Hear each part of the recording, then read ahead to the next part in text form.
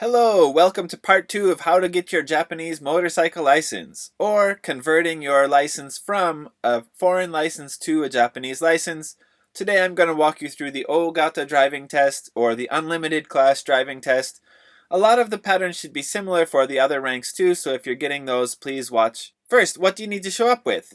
You need to make sure you have all the paperwork you received from the first stage of the test. That means all the paperwork they gave you after passing the written test. You need to show up with money. Bring your yen. If you didn't pay at the end of the first stage, the 1,550 yen driving test fee, then you need to make sure you buy these stamps. I would do it right in the morning. The stamp window opened at 8 o'clock, so make sure you're in line because the line will get long really quickly. If you do pass the test, you're going to need 2,050 yen for the license issuance fee.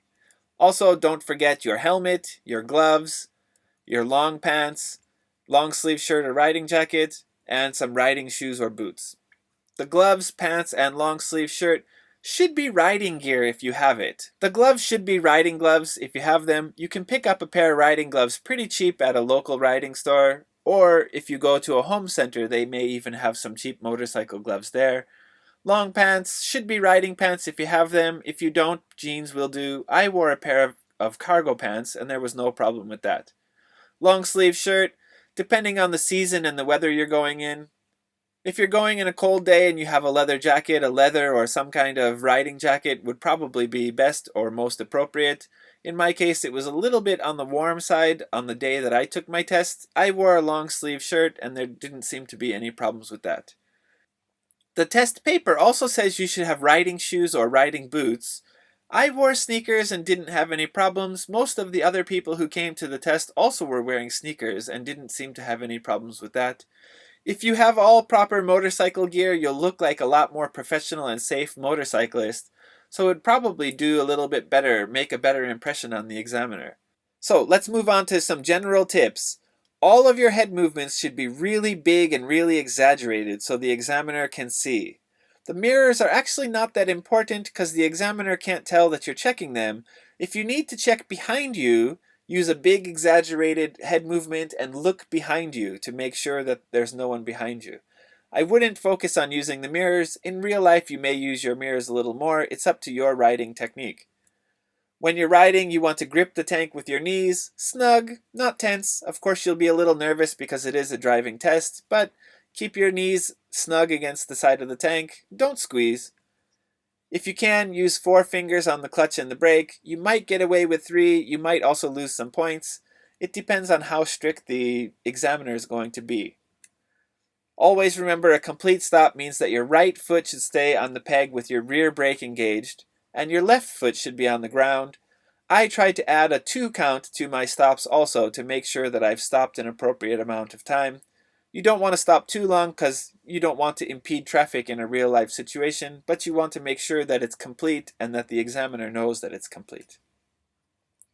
Always make sure that it's safe before you start moving. That means to look left and right, and in some cases, if you feel appropriate, left, right, and behind you.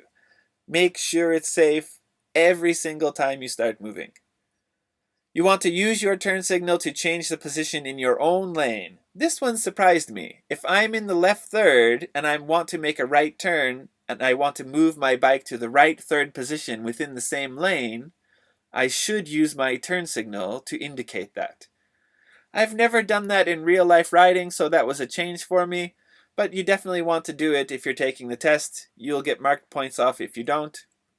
And you want to use your turn signals 30 meters or 3 seconds before you turn. Because the driving course that you're taking the test on is smaller than real-life driving situation, you may end up passing an intersection that you're not turning at with the signal indicating that you're going to turn. Don't worry about that. The instructor doesn't mind. He's not going to mark points off as long as it's 30 meters or 3 seconds before your actual turn. And remember, all of your turns should be tight. Loose, sloppy, wide turns will definitely get points marked off. They want to know that you can control the bike and that you know precisely where the bike is at all times. Also, you want to keep your head pointed where you want to go. This is critical in the balance beam, in the bump test, and in the slaloms. In the balance beam, you don't want to look down because you may end up steering the bike down and crashing. You want to keep your eye focused at the end of the balance beam and make sure that you head straight towards that focus. In the bump section, it's the same. Keep looking straight ahead. If you feel a little wobbly or squirrely, adjust with your body position and your handlebar position, but don't look down. Keep going straight. In the slalom, it's the same. My technique is to look at the next point of the turn. After I've made the turn, I look at the next point that I want to head to, and then when I make that turn, I look at the next point I want to head to, and I can ensure that I go exactly where I want to go. For the majority of the course, you're going to stay to the left third. If you're going to turn right somewhere, you want to be in the right third of the lane. They also recommend that you're about 30 or 40 centimeters from the edge. It's about a foot, so it's pretty close to the edge. If you stay to the left, that means 30 or 40 centimeters from the curb or from a white line. If you're in the right, that means 30 or 40 centimeters from the center line. When you stop, always use both brakes, except on the balance beam or slalom. If you need to use the brakes in those situations, you should use the rear only. Never brake in the turns, you're going to lose points for that. Make sure you slow your speed down to an appropriate speed for the turn before you enter the turn. You want to stop before the lines in the road. A little further back is better than risking being too close. If you stop on the line or cross the line, you will instantly fail. So definitely take caution with that. And obviously you want to pay attention to and follow all of the street signs. And keep in mind, it's not a race. So take everything you can slowly and carefully. On the other hand, don't go so slow that you fail, because I've read a few cases online where people failed for going too slow. They want to really know that you understand how to ride safely, that you can control the bike, and that you took the time to memorize the course. If this is your first time taking the driving course, I recommend you show up early so you can do a course walkthrough. At the end of the first day, they should tell you what time the course opens up so that you can come. You don't need to sign in or check in. You just walk in, go right down to the course, and you can walk around the course. You should have the map in your hand also to make sure that you know exactly where you need to go. If it's the second, third, fourth, fifth time you're coming, it's up to you if you want to come early or not. You should already know the course, but it may help refresh your mind, make sure that you know exactly what you need to do. So next, pre-riding. The examiner will arrive when all the preparations have been done. He'll bring out the bikes, he'll make sure they're warmed up, he'll bring out protective gear and everything. In our case, the test started at 8:30, the examiner was ready around 8:50. Next, he'll call everyone one at a time. You have to stand in line, he'll tell you where you need to stand, and this will be the order that you're actually taking the test in. Then he'll explain the rules of the driving test. The timings for certain sections of the test, if he says stop, what you should do, if the bike has trouble, what you should do. He'll go through all the basic rules, all in Japanese. So you should have at least a little familiarity with some driving words in Japanese. He will not tell you where you need to turn during a test. You should have memorized the course. If you're one of the last people to take the test, you can wait to put the gear on. Make sure everyone else has used the gear before it comes up to your turn.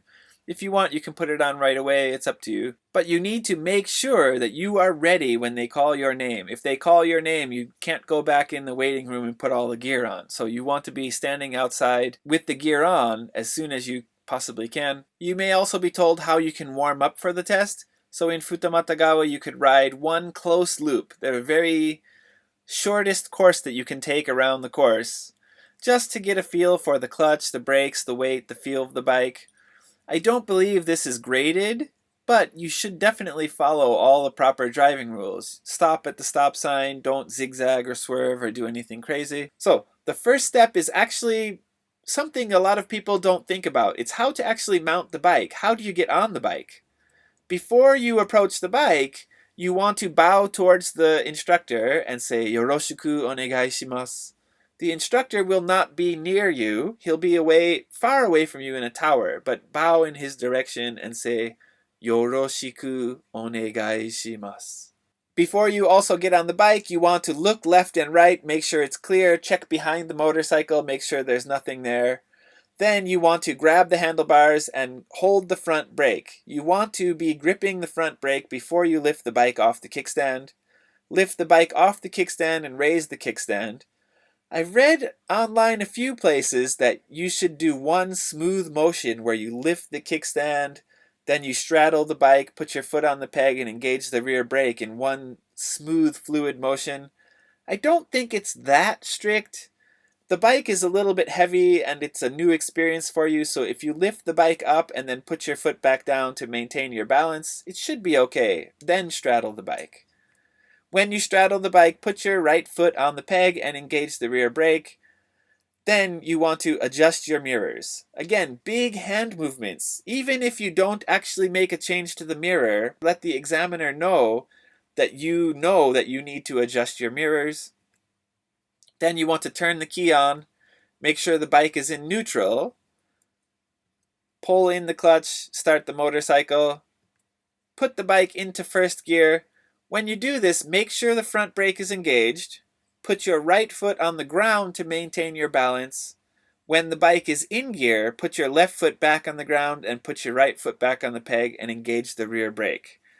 Again, very safe way. Maybe not what you'd do in real life, but a very safe way of making sure that you're maintaining control of the bike at all times. And finally, before you move, before you take off, you want to look left and right. Very big movements. Look behind you with a very big movement to make sure that it's clear. It's a controlled course, so of course it's going to be clear, but as I said, they want to make sure that you are a safe driver.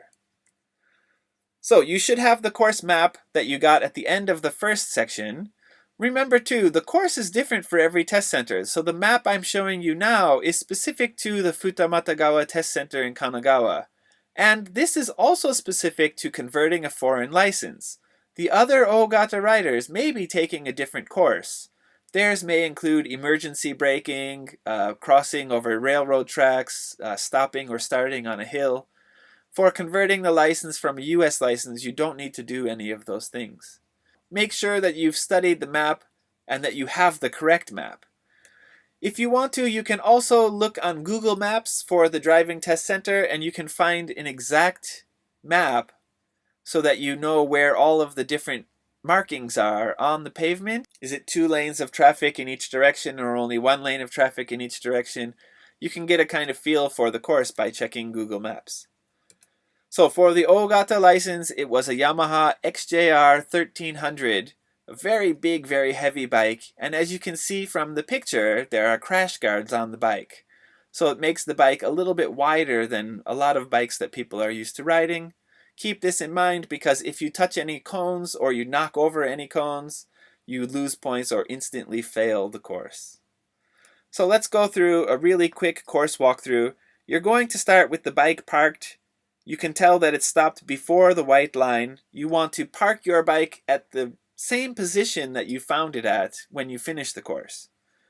And when you start, you want to go to the left third right away, and then follow that line on the road up to the left third. The first thing you're going to come into is a stop line with a stop sign. Make sure you come to a complete stop before that stop sign. Then proceed down the straightaway. It's hard to find information about the speeds that are required for the course. In Japanese law, if there's no marked speed, you should be able to go 60 kilometers per hour. However, on the course, I think it's a little bit too fast.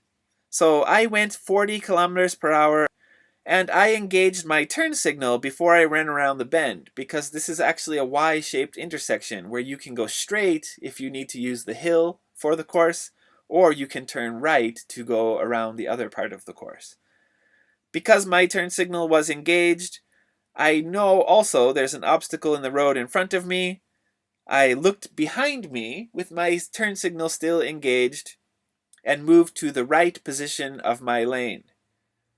I then looked behind me again to make sure that no one was behind me and moved to the right third of the other lane because I know the next step is a right turn for me. I rode far enough forward to make a tight turn, and then I moved to the left third of the lane that I turned into. You can see at this intersection there's a small bush on the left side. I actually rode really slowly through this part and looked with really big movements left and right to make sure this intersection was clear before I proceeded through it. I also disengaged my turn signal at this point, and halfway through the intersection I moved into the center position so that I could stop and be lined up straight with the balance beam that's coming up next. Make sure you stop before the white line again at the balance beam. You're going to wait until the examiner tells you to go. There's a speaker on the motorcycle and he'll tell you when you should go. He needs to reset the timer to make sure that he can accurately calculate the time that you took on the balance beam. For converting a license, there's no requirement. There's no time. You can speed right across it if you'd like. However, for Japanese people, it's 10 seconds on the Ogata bike to cross the beam. That means a walking pace. It's actually incredibly slow. Because I know that's the point of this, I went really slowly across the balance beam for about 3/4 of the balance beam. I wasn't losing my balance, but I sped up a little bit at the end just to get off the beam, and I proceeded immediately to the left third of my lane, checked the signal to make sure that it was green, and proceeded through the intersection. Halfway through the intersection, I engaged my left turn signal because I know my next turn is left. The first left is not where I needed to go. The second left is the one I needed to make, and that's into the bumps. As soon as I came around the corner, I disengaged my turn signal and I stood up on the bike. You must take the bumps standing up. They also say you need to go through this slowly. It should take you 5 seconds to go through this bump section. So you want to go slowly through it and show that you have good bike control. As soon as I reached the end of the bumps, when my rear tire came off of the last bump, I sat back down, engaged my turn signal for the next turn, slowed down, looked left and right with really big head movements to make sure the intersection was clear, and then proceeded left into the next turn. I left my turn signal engaged because my next turn was coming soon and was also left. As soon as I came around the corner, disengaged the left turn signal, looked up. In my case, the light was green, so I proceeded through the intersection. There was no problems there. If you do have to stop, again, make sure you stop well before the line to make sure that the instructor knows. About halfway through the intersection, I engaged my turn signal again because I know my next turn is coming up.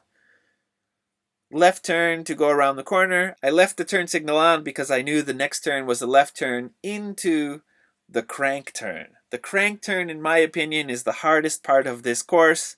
As you can see, the cones are on the inside of the course. They're not on the curb. If you touch the cone, you will lose points. If you knock over a cone, you instantly fail. You want to take this in first gear and go slowly and carefully through it. You want to demonstrate that you have good control of the bike. When you reach the end of the crank turns, you want to engage your turn signal and you want to check the traffic signal to make sure that it's not red. If it is a red signal, you should stop before you turn into that next street. When the signal turns green, you should pull out and proceed through that intersection. Again, big left and right head movements. Make sure the instructor knows that you are driving safely. With your signal engaged, you want to pull into the S-curve. That's next. As you can see, this is a little bit easier. It's a gentle curve through the course, and the cones are actually on the outside on the curb. So you have a little bit more space than you do in the crank section. Again, take this in first gear. When you're coming out of the S-curves, because there's a bush on the right side, you don't have a clear view of whether there's any traffic coming or not. I think this is one of their tricks to make sure that you're a safe rider. There's no stop sign and there's no traffic signal to indicate that you should stop. However, during the test, I came to a complete stop here, and then I rolled slightly forward to make sure that the intersection was clear, that there was no traffic coming. This is also the only place in the test where I made a rather wide turn, because the next part of the test, there's a blue pedestrian cross sign and a crosswalk. I also stopped before this line. In a real-life situation, you do not need to stop unless someone is crossing through the crosswalk. If the intersection and the crosswalk are clear, you can proceed ahead at your normal speed. I made the turn a little bit wide, went into the left third of my lane, and came to a complete stop. There are big bushes on the left and right that blocked my view of the intersection, so then I very slowly inched forward until I could tell that the intersections were clear, and then I proceeded forward.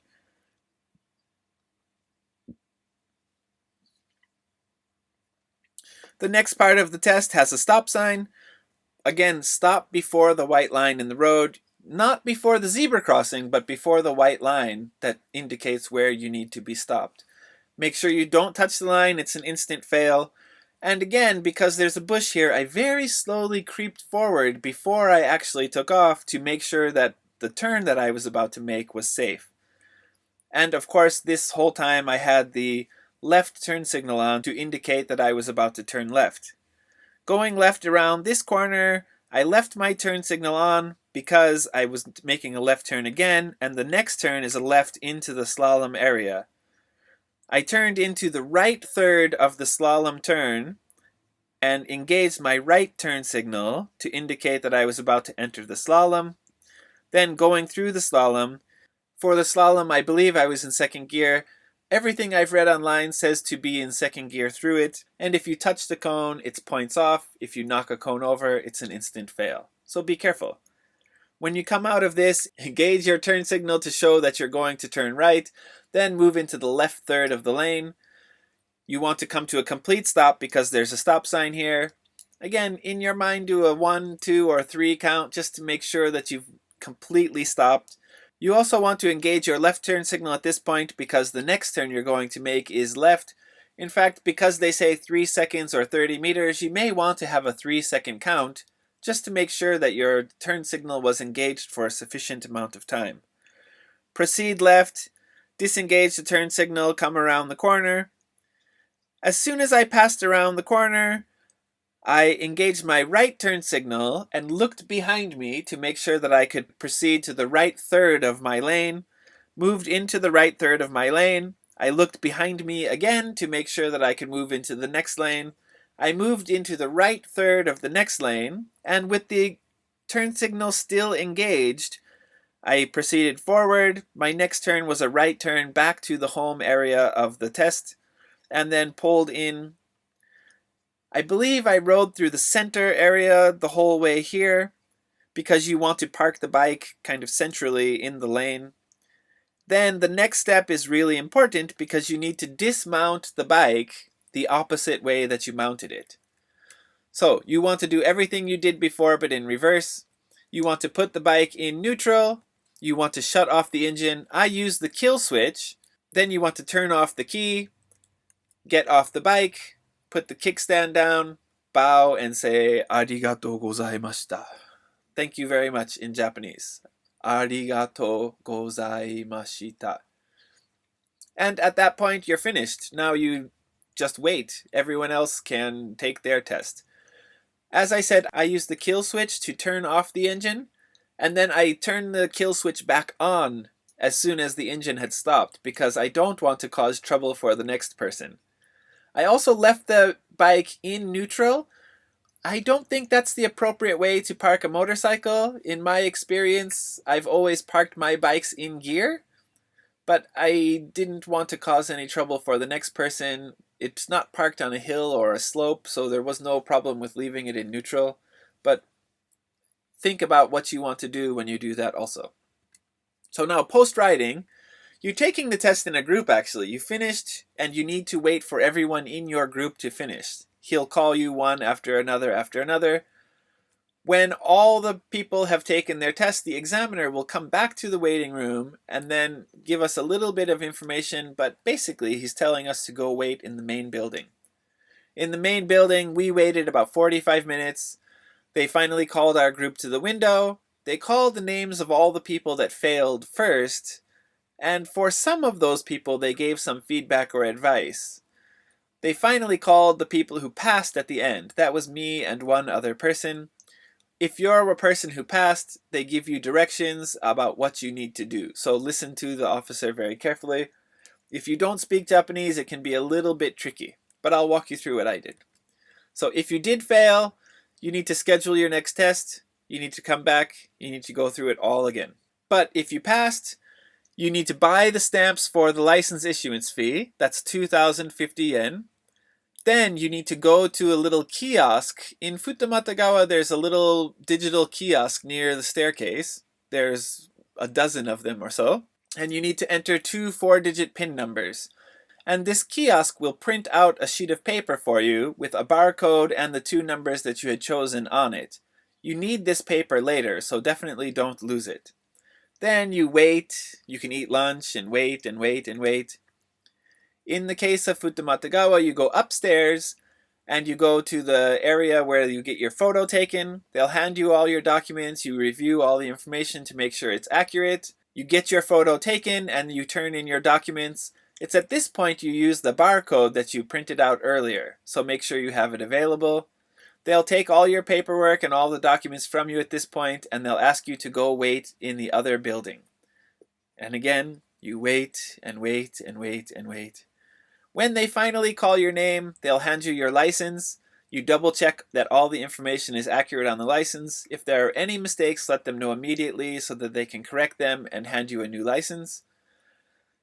In my case, I arrived at 7:30 and we finished at 2:40. So I was there for 7 hours. It was a really, really long day, but I was so happy that I passed that I didn't mind at all. So guys, thanks for watching this video. If you have any questions or comments, please leave them in the comment box below. And feel free to share your experience. What class license did you take? Is it similar or different from my experience? Do you have any other tips or advice that you'd like to share with other people? Thanks for watching and ride safely!